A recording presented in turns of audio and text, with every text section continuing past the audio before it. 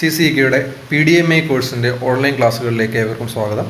ഇന്ന് നമ്മൾ ഡിസ്കസ് ചെയ്യുന്ന ടോപ്പിക്ക് എമിഷൻ കൺട്രോൾ സിസ്റ്റം എന്ന ടോപ്പിക്കാണ്. ഇതുമായി ബന്ധപ്പെട്ട പാർട്ട് 2 വീഡിയോ ക്ലാസ്സാണ് നമ്മൾ ചെയ്യുന്നത്. പാർട്ട് 1 വീഡിയോയിൽ കഴിഞ്ഞ വീഡിയോ ക്ലാസ്സിൽ നമ്മൾ എമിഷൻ എന്താണെന്നും എമിഷനിൽ കാരണമാകുന്ന എമിഷൻ ഉണ്ടാകുന്ന ഹാംഫുൾ ആയിട്ടുള്ള ഗ്യാസുകൾ ഏതാണെന്നും ഒക്കെ നമ്മൾ കഴിഞ്ഞ വീഡിയോയിൽ പഠിച്ചു. ഇന്ന് നമ്മൾ ഡിസ്കസ് ചെയ്യുന്നത് എമിഷൻ നോംസുകളെ പറ്റിയിട്ടും കൂടാതെ എമിഷൻ നിയന്ത്രിക്കാൻ വേണ്ടിയിട്ട് വാഹനത്തിൽ ഏർപ്പെടുത്തിയിരിക്കുന്ന സംവിധാനങ്ങൾ എന്തെല്ലാമാണെന്നും അതുകൂടാതെ കഴിഞ്ഞ വീഡിയോയിൽ ഈ വീഡിയോയിൽ സംബന്ധിക്കുന്ന മൾട്ടിപ്പിൾ ചോയ്സ് ക്വസ്റ്റ്യൻസുമാണ് നമ്മൾ ഡിസ്കസ് ചെയ്യുന്നത്. അപ്പോൾ ആദ്യം നമുക്ക് എമിഷൻ നോംസുകളെ സംബന്ധിച്ച് പഠിക്കാം. എമിഷൻ നോംസ് രണ്ട് തരത്തിലുള്ള എമിഷൻ നോംസാണ് നമുക്ക് പഠിക്കാനുള്ളത്. ഒന്ന് യൂറോയും മറ്റൊന്ന് ഭാരത് എമിഷൻ നോംസും. യൂറോ എന്ന് പറയുന്നത് എന്താണ്? യൂറോപ്പ് എന്നുള്ളതിൻ്റെ ചുരുക്കപ്പേരാണ് യൂറോ എന്ന് പറയുന്നത്. അപ്പോൾ യൂറോ എന്ന് പറയുന്നത് യൂറോപ്യൻ കൺട്രീസിൽ ഏർപ്പെടുത്തിയിട്ടുള്ള ഒരു എമിഷൻ നോംസിൻ്റെ പേരാണ് യൂറോ എന്ന് പറയുന്നത്. യൂറോ 1, യൂറോ 2, യൂറോ 3, യൂറോ 4 അങ്ങനെ യൂറോ 7, യൂറോ 8 വരെയുള്ള എമിഷൻ നോംസുകൾ ഇപ്പോൾ നിലവിലുണ്ട്. ഭാരത് സ്റ്റേജ് എമിഷൻ നോംസ് ആണെങ്കിൽ ഇപ്പോൾ ഭാരത് സ്റ്റേജ് 6 വരെ വന്നിരിക്കുന്നു. ഭാരത് സ്റ്റേജ് എന്ന് പറഞ്ഞാൽ ഈ യൂറോയുടെ ബേസിൽ തന്നെ യൂറോയുടെ അടിസ്ഥാനത്തിൽ യൂറോ എമിഷൻ സ്റ്റാൻഡേർഡുകളുടെ അടിസ്ഥാനത്തിൽ ഗവൺമെൻറ് ഓഫ് ഇന്ത്യ നടപ്പിലാക്കിയിട്ടുള്ള എമിഷൻ സ്റ്റാൻഡേർഡാണ് ഭാരത് സ്റ്റേജ് എമിഷൻ സ്റ്റാൻഡേർഡ്. അപ്പോൾ ഇത് അതിൻ്റെ കാലാവധിയും ഇതിൻ്റെ എത്രയാണ് നിർണ്ണയിക്കുന്നത് സെൻട്രൽ പൊല്യൂഷൻ കൺട്രോൾ ബോർഡാണ്. സെൻട്രൽ പൊല്യൂഷൻ കൺട്രോൾ ബോർഡാണ് ഇതിൻ്റെ എത്ര നാൾ വരെ. ഇപ്പോൾ 2020 വരെ ശേഷം ഭാരത് സ്റ്റേജ് 4 വാഹനങ്ങൾ നിരത്തിലിറങ്ങണ്ട എന്ന് തീരുമാനിക്കുന്നതൊക്കെ ഈ സെൻട്രൽ പൊല്യൂഷൻ കൺട്രോൾ ബോർഡാണ്. എമിഷൻ സ്റ്റാൻഡേർഡുകൾ ഇതിനെ പ്രധാനമായിട്ടും പാസഞ്ചർ കാറിലെയും കൊമേഴ്ഷ്യൽ വെഹിക്കിൾസിനും രണ്ടായിട്ടാണ് കണക്കാക്കുന്നത്. ഈ പാസഞ്ചർ വെഹിക്കിൾ തന്നെ വാഹനത്തിൻ്റെ ഭാരത്തിൻ്റെ അടിസ്ഥാനത്തിൽ വ്യത്യസ്തമായിട്ടുള്ള ചാർട്ടുകളിലാണ് ഇതെന്ന് നൽകിയിരിക്കുന്നത്. അതായത് ഓരോ വാഹനത്തിൻ്റെയും നിർണ്ണയിച്ചിട്ടുള്ള പൊല്യൂഷൻ്റെ അളവ് പാസഞ്ചർ വാഹനത്തിൽ തന്നെ അതിൻ്റെ ഭാരത്തിൻ്റെ അടിസ്ഥാനത്തിൽ വ്യത്യസ്ത അളവുകളാണ് നിർണ്ണയിച്ചിട്ടുള്ളത്. അതുകൂടാതെ തന്നെ കൊമേഴ്ഷ്യൽ വാഹനങ്ങളിൽ ലൈറ്റ് കൊമേഴ്ഷ്യൽ വാഹനങ്ങളെന്നും അതുപോലെ തന്നെ ഹെവി കൊമേഴ്ഷ്യൽ വാഹനങ്ങൾ എന്ന രണ്ട് ഗണത്തിലാണ് ഇതിനെ ഉൾപ്പെടുത്തിയിരിക്കുന്നത്. ഇതിൽ പാസഞ്ചർ വാഹനങ്ങൾ ലൈറ്റ് കൊമേഴ്ഷ്യൽ വെഹിക്കിൾസൊക്കെ ഗ്രാം പെർ കിലോമീറ്റർ എന്നുള്ള ഒരളവിലാണ്, അതായത് 1 കിലോമീറ്റർ സഞ്ചരിക്കുമ്പോൾ എത്ര ഗ്രാം പൊല്യൂട്ടൻ ഉണ്ടാകുന്നു എന്നുള്ളതാണ് കണക്കാക്കുന്നതെങ്കിൽ ഹെവി വാഹനങ്ങളിലായിട്ടുള്ള ട്രക്ക് പോലുള്ള ഹെവി വാഹനങ്ങളിൽ ഗ്രാം പെർ കിലോ വാട്ട് അവർ എന്നുള്ള കണക്കിലാണ്. അതായത് 1 കിലോ വാട്ട് അവർ പവർ ഉൽപ്പാദിക്കുമ്പോൾ എത്ര ഗ്രാം പൊല്യൂട്ടൻ ഉണ്ടാകുന്നു എന്നുള്ളതാണ് കണക്കാക്കുന്നത്. ഇത് എമിഷനുമായി ബന്ധപ്പെട്ട ഒരു ചാർട്ടാണ് ഇവിടെ നൽകിയിരിക്കുന്നത്. ഈ ചാർട്ടിൽ നിങ്ങൾക്ക് കാണാൻ സാധിക്കും ഓരോ തരം പൊല്യൂട്ടൻ. നമ്മൾ കഴിഞ്ഞ ക്ലാസ്സിൽ പഠിച്ച പൊല്യൂട്ടൻസ് എല്ലാം ഇവിടെ നൽകിയിട്ടുണ്ട്. Carbon monoxide, total hydrocarbon, അതുപോലെ non methane hydrocarbon, NOx, അതുപോലെ hydrocarbon NOx, particulate matter എന്നിവയൊക്കെയാണ് ഇതിലെ പൊല്യൂട്ടൻ്റ് ആയിട്ട് കണക്കാക്കുന്നത്. അതിൻ്റെയൊക്കെ നിർണ്ണയിച്ചിട്ടുള്ള അളവ് ഇവിടെ നൽകിയിട്ടുണ്ട്. അതുകൂടാതെ ഇവിടെ നൽകിയിരിക്കുന്നത് ഓരോ യൂറോ 1, യൂറോ 2 എന്നുള്ള യൂറോ 6 വരെയുള്ള നടപ്പിലാക്കിയ കാലഘട്ടവും അതിൻ്റെ അളവുകളുമാണ് ഇവിടെ നൽകിയിരിക്കുന്നത്. ഈ ചാർട്ട് നിങ്ങൾക്ക് പഠിക്കേണ്ടതായിട്ടുള്ള ആവശ്യമില്ല, ജസ്റ്റ് ഒന്ന് മനസ്സിലാക്കിയിരുന്നാൽ മതി. ഇതാണ് അതിൻ്റെ അകത്തുള്ള പൊല്യൂഷൻ്റെ അളവ് നിർണ്ണയിക്കുന്നത് എന്നുള്ള കാര്യം മാത്രം മനസ്സിലാക്കുക. അപ്പോൾ ഇതിൻ്റെ അടിസ്ഥാനത്തിലാണ് എന്ത് ചെയ്യുന്നത്, ഈ ഓരോ വാഹനങ്ങൾ യൂറോ 4 യൂറോ 2 ഒക്കെ വാഹനങ്ങളിൽ അതിൻ്റെ അടിസ്ഥാനത്തിലുള്ള പൊല്യൂഷൻ സർട്ടിഫിക്കറ്റാണ് നമുക്ക് ലഭിക്കുന്നത്. അപ്പോൾ യൂറോ 6 വാഹനം കൊണ്ട് ചെല്ലുന്നവർക്ക് യൂറോ 6ൻ്റെ ബാധകമായിട്ടുള്ള പൊല്യൂഷൻ്റെ അളവാണ് നോക്കുന്നത്. ഇപ്പോൾ യൂറോ 4 വാഹനം ചെല്ലുമ്പോൾ അവർ എന്ത് ചെയ്യും, യൂറോ 4ൻ്റെ അടിസ്ഥാനത്തിലുള്ള പൊല്യൂഷൻ്റെ അളവാണ്. അതായത് ഇപ്പോൾ യൂറോ 4 ഒരു വാഹനം നമ്മളിപ്പോൾ 2 കൊല്ലം കഴിഞ്ഞിട്ട് ചെല്ലുമ്പോഴത്തേക്ക് അതിൻ്റെ പൊല്യൂഷൻ്റെ അളവ് യൂറോ 6നെ അപേക്ഷിച്ച് കൂടുതലായി. അപ്പോൾ അതിന് യൂറോ 6ൻ്റെ ബേസിലല്ല പൊല്യൂഷൻ കൺട്രോൾ സർട്ടിഫിക്കറ്റ് തരുന്നത്, യൂറോ 4ൻ്റെ അടിസ്ഥാനത്തിലാണ് ആ പൊല്യൂഷൻ കൺട്രോൾ സർട്ടിഫിക്കറ്റ് തരുന്നത്. അപ്പോൾ ഓരോന്നിനും നിർണ്ണയിച്ചിട്ടുള്ള അളവിലുള്ള പൊല്യൂഷൻ്റെ അളവ് പറഞ്ഞിട്ടുണ്ട് ഓരോ സ്റ്റാൻഡേർഡിനും. ആ സ്റ്റാൻഡേർഡിനനുസരിച്ചുള്ള പൊല്യൂഷൻ കൺട്രോൾ സർട്ടിഫിക്കറ്റാണ് നമുക്ക് ലഭിക്കുന്നത്. ഓക്കെ, ഇനി നമ്മൾ പഠിക്കുന്നത് ഭാരത് സ്റ്റേജ് എമിഷനെ പറ്റിയിട്ടാണ്. ഭാരത് സ്റ്റേജ് എമിഷൻ യൂറോയുടെ ബേസ് ചെയ്തിട്ടാണ് നിർമ്മിച്ചതെന്ന് ഞാൻ പറഞ്ഞു. 2000 ഇന്ത്യയിൽ ഈ സ്റ്റാൻഡർഡൈസേഷൻ ആദ്യമായിട്ട് നടപ്പിലാക്കുന്നത്. യൂറോ 1ൻ്റെ അടിസ്ഥാനത്തിലാണ് ആദ്യമായിട്ട് ഇന്ത്യയിൽ ഇന്ത്യ 2000 എന്നായിരുന്നു അതിൻ്റെ പേര്. പിന്നീടാണ് അതിന് ഭാരത് സ്റ്റേജ് എന്നുള്ള ഒരു പേര് നൽകിയത്. യൂറോ 2 2000ൻ്റെ അടിസ്ഥാനത്തിൽ ഭാരത് സ്റ്റേജ് 2 എമിഷൻ നോംസ് 2005 നടപ്പിലാക്കി. അതുപോലെ ഭാരത് സ്റ്റേജ് 3 2010 നാഷണൽ വൈഡായിട്ട് നടപ്പിലാക്കി. ഇപ്പോൾ നിലവിൽ ഭാരത് സ്റ്റേജ് 6 ആണ്, അത് 2020 ഏപ്രിൽ 1 മുതൽ നടപ്പിലാക്കി വരും. ഇനി നമുക്ക് ബേസിക്കായിട്ട് ഇപ്പോൾ BS4 ഇപ്പോൾ BS6 ഇപ്പോൾ നിലവിൽ എമിഷൻ നോംസ് മാറിയിട്ടുള്ളത്. അപ്പോൾ എന്താണ് ഈ BS4 ഉം BS6 തമ്മിലുള്ള വ്യത്യാസം എന്നുള്ളത് ആദ്യം മനസ്സിലാക്കിയിരിക്കാം. പ്രധാനപ്പെട്ട ഒരു ഇതിലുള്ള വ്യത്യാസം എന്ന് പറയുന്നത് ബേസിക്കായിട്ട് അതിൽ ഫ്യൂവലിൽ വ്യത്യാസമുണ്ട് എന്നുള്ളതാണ്. ഈ ഭാരത് സ്റ്റേജ് 4ൻ്റെ അടിസ്ഥാനത്തിലുള്ള ഫ്യൂവലാണ് ഇപ്പോൾ നിലവിൽ നമ്മളെ പെട്രോൾ പമ്പിൽ നമുക്ക് ലഭിക്കുന്നത്. കുറച്ച് നാൾ കൊണ്ട് കഴിഞ്ഞാൽ അത് ഭാരത് സ്റ്റേജ് 6ലേക്ക് മാറും. ഈ ഫ്യൂവലിൻ്റെ ഉള്ള വ്യത്യാസം എന്ന് പറഞ്ഞാൽ അതിൻ്റെ അകത്തുള്ള സൾഫർ കണ്ടൻറ്റിൻ്റെ വ്യത്യാസമാണ്. സൾഫർ കണ്ടൻറ്റിൻ്റെ വ്യത്യാസമാണ് പ്രധാനമായിട്ടും ഈ Bharat stage 4ഉം Bharat stage 6ഉം തമ്മിലുള്ളത്.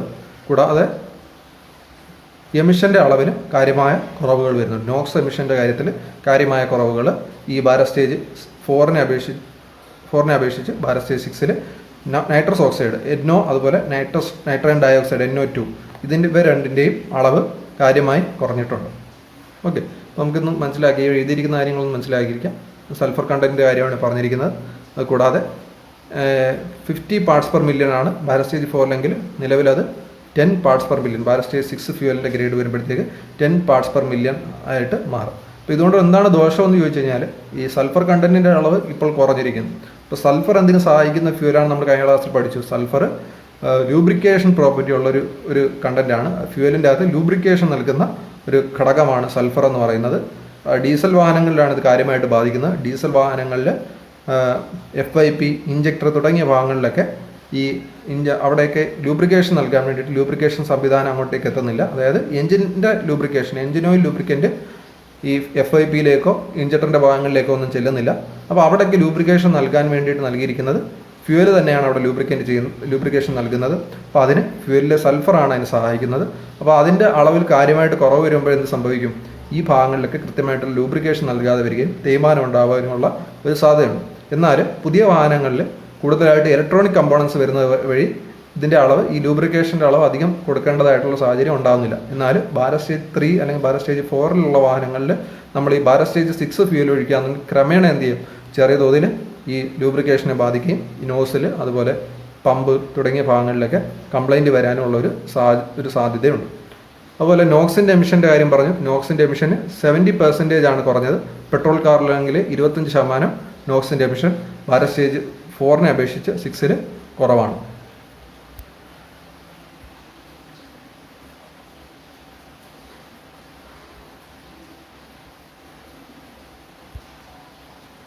Okay, ഇത് നമ്മൾ പഠിക്കുന്നത് ഈ എമിഷൻ കുറയ്ക്കാൻ വേണ്ടിയിട്ട് വെച്ചിരിക്കുന്ന സംവിധാനങ്ങൾ എന്തെല്ലാം വേണമെന്നുള്ളതാണ് പഠിക്കുന്നത്.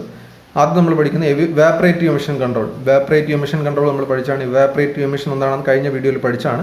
ഇവാപ്പറേറ്റീവ് എമിഷൻ എന്ന് പറഞ്ഞാൽ പെട്രോൾ ടാങ്കിൽ നിന്നോ കാർബറേറ്ററിൽ നിന്നോ ഇന്ധനം ആവിയായിട്ട് പോകുന്നതിൻ്റെ ഫലമായിട്ട് ഉണ്ടാകുന്ന എമിഷനാണ് ഇവാപ്പറേറ്റീവ് എമിഷൻ എന്ന് പറയുന്നത്. അതിലൂടെ ഉണ്ടാകുന്ന വിഷവാംശം അടങ്ങിയിട്ടുള്ള ഗ്യാസ് എന്ന് പറഞ്ഞാൽ ഹൈഡ്രോ കാർബൺസ് ആണ്. ഈ ഹൈഡ്രോ കാർബണിൻ്റെ എമിഷൻ കുറയ്ക്കാൻ വേണ്ടിയിട്ട് നൽകിയിരിക്കുന്ന സംവിധാനമാണ് ചാർക്കോൾ കാനിസ്റ്റർ അല്ലെങ്കിൽ ഇവാപ്പറേറ്റീവ് എമിഷൻ കൺട്രോൾ ഡിവൈസസ്. ഇപ്പോൾ ചാർക്കോൾ കാനിസ്റ്റർ എന്ന് പറഞ്ഞാൽ ചാർക്കോൾ എന്താണ് ഒരു അബ്സോർബിങ് പ്രോപ്പർട്ടി ഉള്ള ഒരു വസ്തുവാണ് ചാർക്കോൾ അല്ലെങ്കിൽ കരി എന്ന് പറയുന്നത്. ഓക്കെ, അപ്പോൾ ഈ കരി എന്ത് സംഭവിക്കും? കരി ഈ ടാങ്കിൻ്റെ ഭാഗത്തു നിന്നുള്ള ഇന്ധനത്തെ വലിച്ചെടുക്കുന്നതിനായിട്ട് സഹായിക്കുന്ന ഒരു പദാർത്ഥമാണ് ചാർക്കോൾ കാനിസ്റ്റർ. ഈ ചാർക്കോൾ കാനിസ്റ്റർ വാഹനത്തിൻ്റെ ഫ്രണ്ട് ഭാഗത്താണ് വെച്ചിരിക്കുന്നത്. അതായത് ടാങ്കിൽ നിന്നൊരു ലൈൻ ചാർക്കോൾ കാനിസ്റ്ററിലേക്ക് നൽകിയിരിക്കും. ഇതിലേക്ക് നഷ്ടപ്പെട്ടു പോകുന്ന, അതായത് ആവിയായിട്ട് പോകുന്ന പെട്രോൾ വേപ്പറിനെ ഈ ചാർക്കോൾ കാനിസ്റ്റർ അബ്സോർബ് ചെയ്യുകയും അതിനെ ഫ്യൂവലാക്കിയിട്ട് വീണ്ടും ഇൻലെറ്റ് മാനിഫോൾഡിലേക്ക് നൽകുന്ന ഒരു സംവിധാനത്തെയാണ് ഇവാപ്പറേറ്റീവ് എമിഷൻ കൺട്രോൾ സിസ്റ്റം എന്ന് പറയുന്നത്. അതിന് സഹായിക്കുന്നത് ചാർക്കോൾ കാനിസ്റ്റേഴ്സാണ് സഹായിക്കുന്നത്. ഇവാപ്പറേറ്റീവ് എമിഷൻ കൺട്രോളിന് ഉദാഹരണമാണ് ചാർക്കോൾ കാനിസ്റ്റർ എന്ന് പറയുന്നത്. അതായത് ഈ കരി നിറച്ച് വെച്ചിരിക്കുന്ന ഒരു ബോക്സാണത്. ഈ ബോക്സ് വേപ്പറായിട്ട് പോകുന്ന പെട്രോളിനെ അബ്സോർബ് ചെയ്തെടുക്കുകയും അതിൽ നിന്ന് അതിനെ ഫ്യൂൽ കണ്ടൻറ്റായിട്ട് മാറ്റി വീണ്ടും ഇൻലെറ്റ് മാനിഫോൾഡിലേക്ക് നൽകുകയും ചെയ്യും. ഇപ്പം നിങ്ങളത് ഡീറ്റെയിൽ ആയിട്ട് ഞങ്ങൾക്ക് പറഞ്ഞു തരാൻ എൻ്റെ കുട്ടികൾ കാര്യങ്ങൾ വിവരിക്കുന്നില്ല. അതെന്തിനാണെന്നുള്ളത് ബേസിക്കായിട്ട് ചോദ്യങ്ങൾ വരാറുണ്ട്. അപ്പോൾ അത് ഈ ടേബിൾ വളരെ കൃത്യമായിട്ട് പഠിക്കുക. അപ്പോൾ ഈ ടേബിളിൽ എന്തിൻ്റെ എമിഷൻ കുറയ്ക്കാൻ വേണ്ടിയിട്ടാണ് ഓരോ സിസ്റ്റം വെച്ചിരിക്കുന്നത് എന്നുള്ള കാര്യങ്ങളാണ് പഠിക്കേണ്ടത്. അതുപോലെ PCV, positive crankcase ventilation. Positive crankcase ventilation കഴിഞ്ഞ ക്ലാസ്സിൽ ഞാൻ പറഞ്ഞതാണ്. ബ്ലോ ബൈ ഗ്യാസ് ആയിട്ട് എഞ്ചിനിൽ നിന്ന് കാർബൺ മോണോക്സൈഡ് അല്ലെങ്കിൽ ഹൈഡ്രോ കാർബൺ നഷ്ടപ്പെട്ട് അന്തരീക്ഷത്തിലേക്ക് വരുമെന്ന് പറഞ്ഞു. അത് വലിയ പൊല്യൂട്ടർ എമിഷൻ ഉണ്ടാക്കുന്ന ഒരു ഘടകമാണ്. അപ്പോൾ അതിനെ കുറയ്ക്കാൻ വേണ്ടിയുള്ള സംവിധാനത്തെയാണ് പോസിറ്റീവ് ക്രാങ്കേസ് വെന്റിലേഷൻ എന്ന് പറയുന്നത്. അത് ഡീറ്റെയിൽ ആയിട്ട് നമ്മൾ എന്താണെന്ന് പഠിക്കാം. റെഡ്യൂസ് ഹൈഡ്രോ കാർബൺ അതുപോലെ കാർബൺ മോണോക്സൈഡ് എമിഷനെയാണ് ഈ പോസിറ്റീവ് ക്രാങ്കേസ് വെന്റിലേഷൻ കുറയ്ക്കുന്നത്. അടുത്തൊരു ഘടകമാണ് EGR എന്ന് പറയുന്നത് എക്സോസ്റ്റ് ഗ്യാസ് റീസർക്കുലേഷൻ. EGRൻ്റെ മറ്റൊരു രൂപമാണ് സെലക്റ്റീവ് കാറ്റലിക് റിഡക്ഷൻ, അതായത് SCR.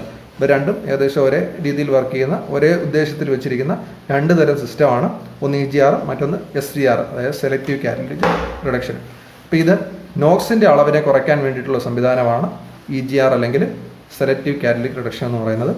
അടുത്തത് 3-വേ കാറ്റലിക് കൺവെർട്ടർ. 3-വേ catalytic converter hydrocarbon, carbon monoxide അതുപോലെ നോക്സിൻ്റെ അളവിനെ കുറയ്ക്കാൻ വേണ്ടിയിട്ട് വെച്ചിരിക്കുന്ന ഒരു ഡിവൈസാണ്. അതായത് ഇന്ധനം കത്തിയതിന് ശേഷം അതിൽ നിന്ന് ഹൈഡ്രോകാർബണിൻ്റെ അളവിനെയും കാർബൺ മോണോക്സൈഡിൻ്റെ അളവിനും നൈട്രസ് ഓക്സൈഡിൻ്റെ അളവിനെയും കുറയ്ക്കാൻ വെച്ചിരിക്കുന്ന ഒരു സംവിധാനമാണ് 3-വേ കാറ്റലിക് കൺവെർട്ടർ എന്ന് പറയുന്നത്. ഇത് എക്സോസ് സിസ്റ്റം പഠിച്ചപ്പോഴത്തേക്ക് ഞാനത് മുമ്പൊരു വീഡിയോയിൽ പറഞ്ഞതാണ്.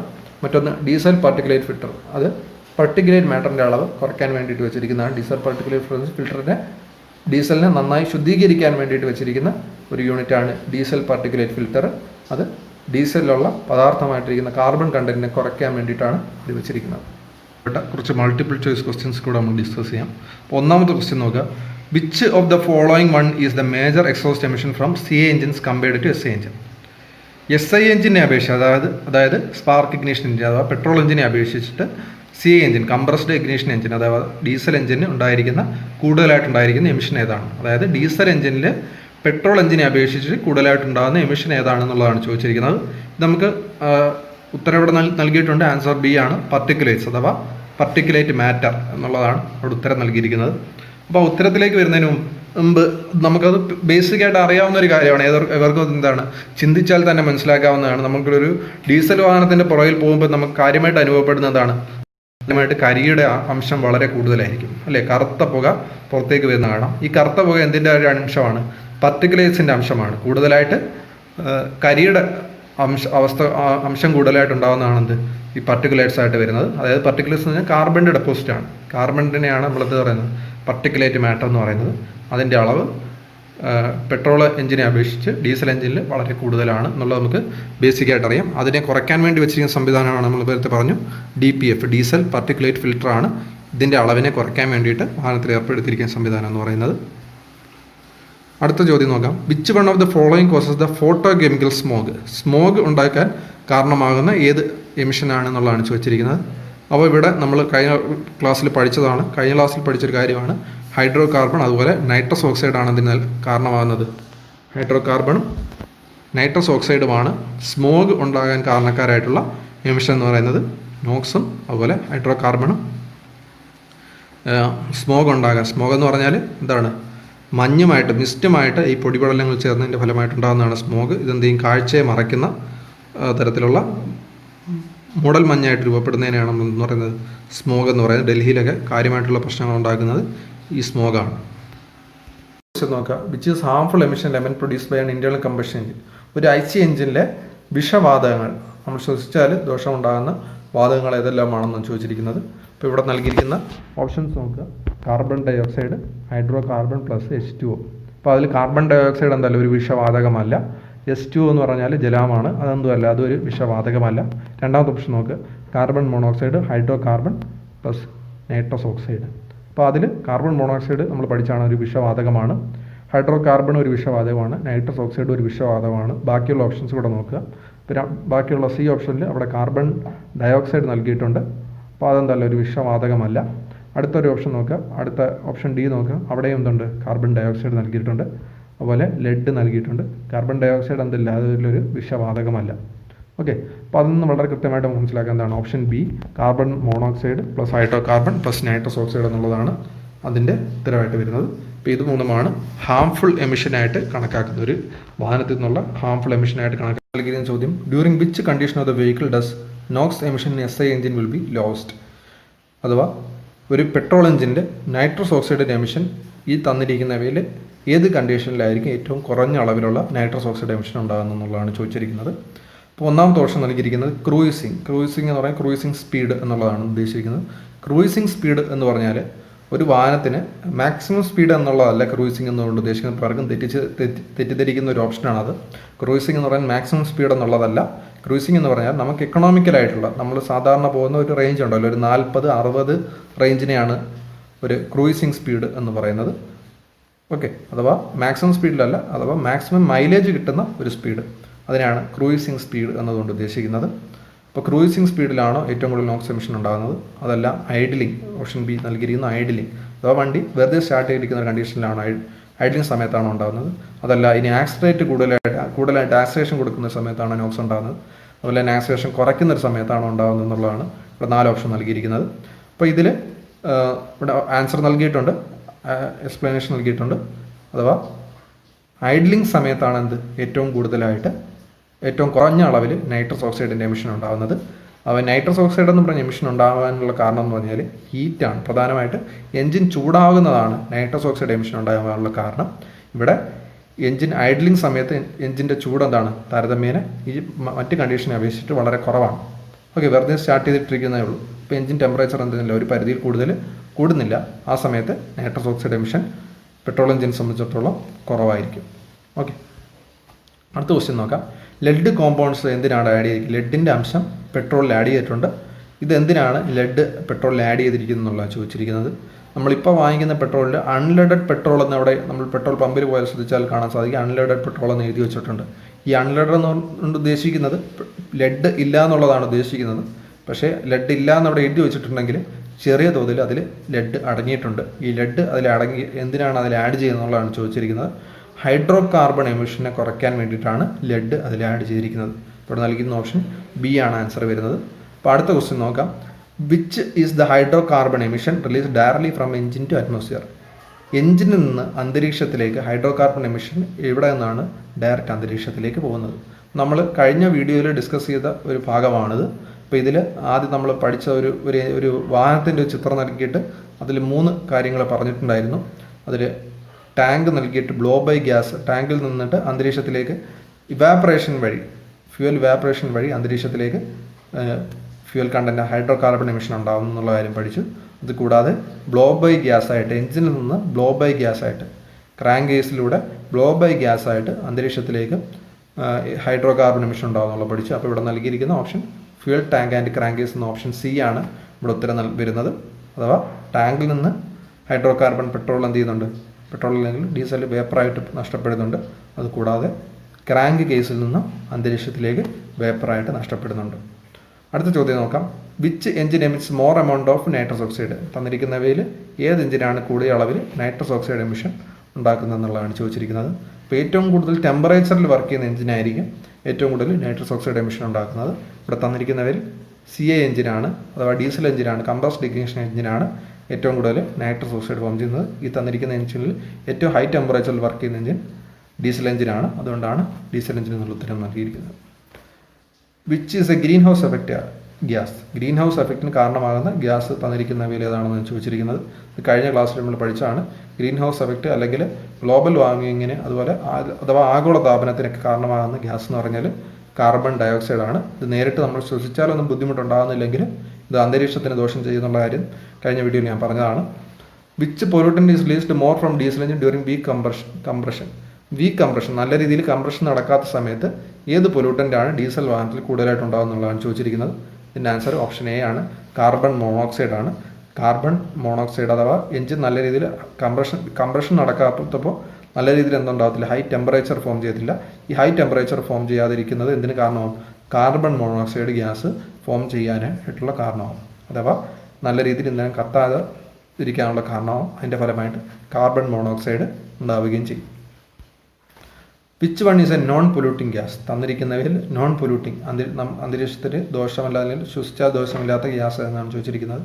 അവിടെ നമുക്ക് പെട്ടെന്ന് അറിയാൻ സാധിക്കും. O2 ഓക്സിജനാണ് തന്നിരിക്കുന്നവയിൽ പൊല്യൂട്ടൻ്റ് അല്ലാത്ത ഗ്യാസ്. ബാക്കി 3 പൊല്യൂട്ടൻ്റ് ആണ്. കാർബൺ മോണോക്സൈഡ് ആണെങ്കിലും നൈട്രസ് ഓക്സൈഡ് ആണെങ്കിലും ഹൈഡ്രോ കാർബൺ ആണെങ്കിലും പൊല്യൂട്ടിംഗ് ഗ്യാസുകളാണ്. അടുത്തൊരു ചോദ്യം നമുക്ക്. Which is the source of pollutant gas with hydro carbon ഉണ്ടാകുന്ന ഒരു സോഴ്സ് ഏതാണ്?